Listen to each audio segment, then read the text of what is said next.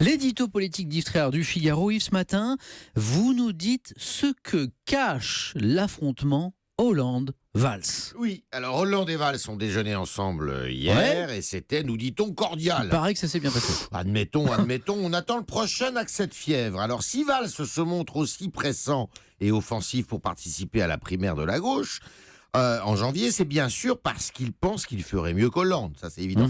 Mais sa tactique est une tactique à 3 bandes et qu'on peut résumer ainsi. 1, je me présente à la place de Hollande. 2, je bats Montebourg à la primaire. 3, même si je perds à la présidentielle, eh bien j'ai la main sur le PS et je suis l'homme fort de la gauche pour 2022. C'est le match Valls-Montebourg qui se joue actuellement en Samuel. Valls ne veut pas se laisser distancer par Montebourg, qui, s'il bat Hollande à la primaire, eh bien gagnerait en légitimité. Et vous êtes en train de nous dire que c'est finalement l'éternelle guerre des deux gauches en vue, non pas de 2017, mais en vue de 2022. Oui, la gauche sociale-libérale avec Valls, contre la gauche souverainiste avec Montebourg. Valls, le pragmatique autoritaire, contre Montebourg, l'avocat des laissés-pour-compte de la mondialisation. La défaite à la présidentielle est quasiment actée au sein de tous ces acteurs-là.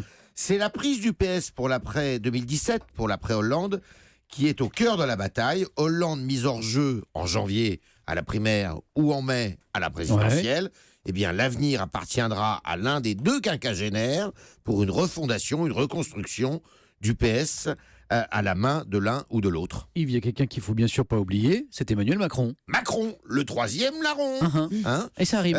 Il n'est pas il n'est pas au PS, mais rêve que le parti explose. Pour récupérer une partie de ses troupes, il a tout à gagner de cette zizanie. C'est pourquoi Macron est sorti du bois ce week-end pour demander, comme Montebourg, la démission de Valls, pour le pousser à la faute, le faire passer pour un traître, le Brutus qu'on veut lui mettre sur le dos, Macron. Oui, ce serait pas Macron, ce serait Valls. Ça serait Valls. Macron et Montebourg n'ont pas de mots assez durs pour affaiblir Valls.